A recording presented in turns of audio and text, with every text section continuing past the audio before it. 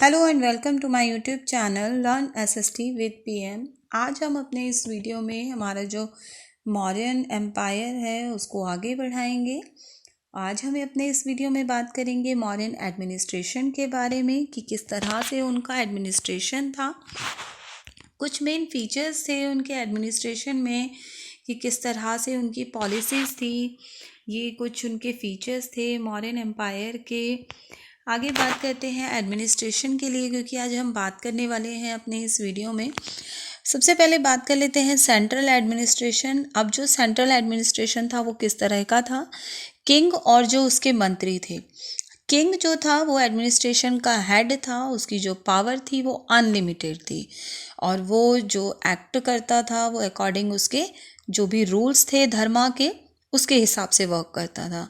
और जो किंग था वो मिनिस्टर्स की एडवाइस पर ही वर्क किया करता था। सेकेंड चीज़ आती है इसमें प्रोविंशियल एंड लोकल एडमिनिस्ट्रेशन। अब प्रोविंशियल जो थी उसमें कुछ अपने ऑफिशियल्स होते थे जो कि अलग अलग प्रोविंसेस में बटा हुआ था और हर प्रोविंसेस का एक गवर्नर होता था। दैट मीन्स हर जो प्रोविंस होता था वो गवर्नर के अंडर होता था और हर प्रोविंस वो आगे डिस्ट्रिक्ट्स में भी बटा हुआ होता था। और आगे बात करते हैं सिटी एडमिनिस्ट्रेशन की। तो सिटी एडमिनिस्ट्रेशन जो था इनका वो इस तरह से था कुछ कि एडमिनिस्ट्रेशन जो था मेजर टाउन्स थे जैसे कि पाटलिपुत्र है, उज्जैन है, वो सभी बहुत ही अच्छे से ऑर्गेनाइज्ड थे, बहुत ही सिमिलर लाइंस में ऑर्गेनाइज्ड थे ऑलमोस्ट। और कौटिल्य का कहना था कि सिटी जो है वो नगर का के अंडर जो उसका चार्ज है वो उसके अंडर रखा जाना चाहिए और जो सिटी है वो मजिस्ट्रेट जो होती है वही सिटी मजिस्ट्रेट होती है। और अकॉर्डिंग टू मेगस्थेंस अगर हम देखें तो जो पाटलिपुत्र था वो बहुत ही एक एडमिनिस्ट्रेट था, म्युनिसिपल कमीशन था उसमें जिसमें करीब 30 मेंबर्स थे।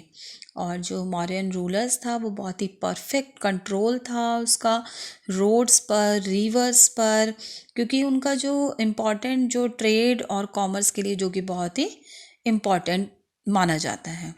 और वेलफेयर मेजर्स के लिए अगर हम देखें तो लोगों की भलाई के लिए बहुत ही अच्छे अच्छे काम भी किए हैं अशोका ने लोगों के लिए और उनके बच्चों के लिए बहुत बहुत ही अच्छे अच्छे काम किए हैं। जैसे कि उन्होंने उनके लिए फिज़िकल और मॉरल वेलफेयर के लिए भी बहुत वर्क किया है। उन्होंने उनके लिए हॉस्पिटल बनवाए, दोनों के लिए ही, लोगों के लिए भी, इंसानों के लिए भी और जानवरों के लिए भी।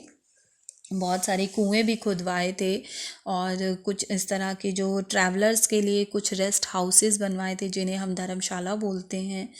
और क्योंकि एम्परर जो था वो बुद्धिस्ट था तो वो लोगों को भी उनको फॉलो करने के लिए बोलता था और उनको रिलीजियस बिलीव्स के लिए भी फॉलो करने के लिए बोलता था।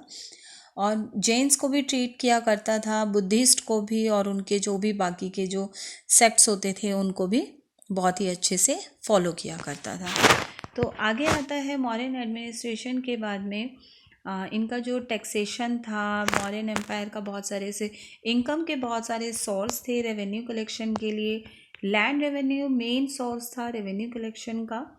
टैक्सेस कुछ उसमें इंक्लूड थे जैसे कि duty tax, forest taxes, water taxes, mines पर, और स्टेट रेवेन्यू भी एक्सपेंडेड था जैसे कि आर्मी पर पे किया जाता था क्योंकि ऑफिशियल जो थे रॉयल्स गवर्नमेंट के, चैरिटीज़ और जो डिफरेंट पब्लिक वर्क्स थे इन सब चीज़ों पर वो खर्च किया जाता था।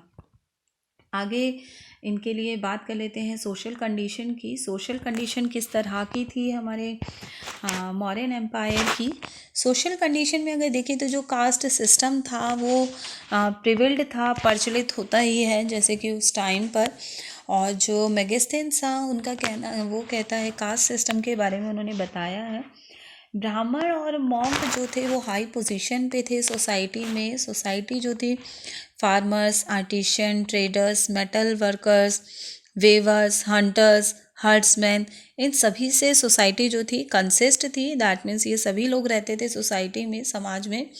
मेगस्थेंस कहता है कि कुछ हाई मॉरल्स थे इंडियन सोसाइटी के और वहाँ पर कोई ऐसा कोई चोरी नहीं थी, कोई ऐसा मतलब जो हाउस थे वो अंडर गार्डेड छोड़े जा सकते थे, अनगार्डेड, दैट मीन्स कोई चोरी चकारी नहीं थी उस टाइम पर। और जो अशोका था वो गेम्स को प्रोहाइबिट करता था जिसमें वायलेंस और एनिमल्स की क्रूलिटी हो। तो दैट मीन्स जो उस टाइम की जो ये चीज़ें थी कि जिसमें किसी को नुकसान पहुँचे, that means prohibition of animal sacrifices हो गया, या फिर अवॉइडिंग एक्सपेंसिव और मीनिंगलेस सेरेमनी है, नॉन वायलेंस ऑफ एनिमल्स हैं, ह्यूमन ट्रीटमेंट है सर्वेंट्स के लिए को जो इनह्यूमन ट्रीटमेंट होता है, टॉलरेंस है सेक्स के बीच में, अपॉइंटमेंट होता था धर्म मात्रस के लिए, और सोशल वेलफेयर पॉलिसीज़ थी, और रिप्लेसमेंट भी था बहरी घोषा जो कि धर्म घोषा के काम आते थे। तो दैट मीन्स सोशल कंडीशन बहुत अच्छी थी उस टाइम पर। आगे बात कर लेते हैं मौर्यन डेक्लाइन के बारे में कि किस तरीके से जो मौर्यन एम्पायर का एंड हुआ था, किस तरीके से हुआ था। अशोका जब 232 BC में जब डाई हुआ, दैट मीन्स जब वो डेड हो गया, तो उसके डेथ के जल्दी बाद ही ज़्यादा टाइम नहीं लगा मौर्यन एम्पायर को डेक्लाइन पर पहुंचने में। इसके बहुत सारे ऐसे रीजंस थे जिसकी वजह से जो मौर्यन एम्पायर था वो टूट गया था। एक तो एम्पायर बहुत वास्ट था, अगर सबसे पहले हम देखें तो जो मौर्यन एम्पायर था वो बहुत ही वास्ट था, और इसको स्ट्रॉन्ग हाथों की ज़रूरत थी कि जो मिल कर के चल सकें। लेकिन अशोका के जो सक्सेसर्स थे, जो उसके उत्तराधिकारी थे, वो बहुत ही वीक थे। तो सेकेंड पॉइंट इसमें आ जाता है कि जो बाद के जो राजा आए वो टैक्सेस को कलेक्ट नहीं कर पाए, लोगों से वो कलेक्ट करने में सक्षम नहीं थे, एबल नहीं थे, और इसीलिए वो लार्ज आर्मी को मेंटेन भी नहीं कर पाए। नंबर 3 पर आ जाता है चीफ ऑफ, इसमें जो हमारा कलिंगा वॉर था। अब कलिंगा के जो चीफ्स थे और जो साउदर्न प्रोविंस के थे वो रिवॉल्टेड निकले, उन्होंने रिवॉल्ट कर दी। ग्रीक किंग्स जो थे उन्होंने भी इन्वेजन करना शुरू कर दिया, अटैक करना शुरू कर दिया नॉर्थ वेस्टर्न इंडिया पर। और जो लास्ट में आता है जो आर्मी थी वो आपस की फाइटिंग्स क्वालिटीज़ को, एक तो जो उनकी क्वालिटी थी जो लड़ने की, जो फाइट करने की, उसको खो बैठी थी, क्योंकि जो कलिंगा वॉर के बाद में अशोका ने डिसाइड किया था फाइट ना करने का, वो वॉर ना करने का। तो कहीं ना कहीं उनकी जो क्वालिटी थी फाइट करने की, वो जो आर्मी थी वो खो बैठी थी।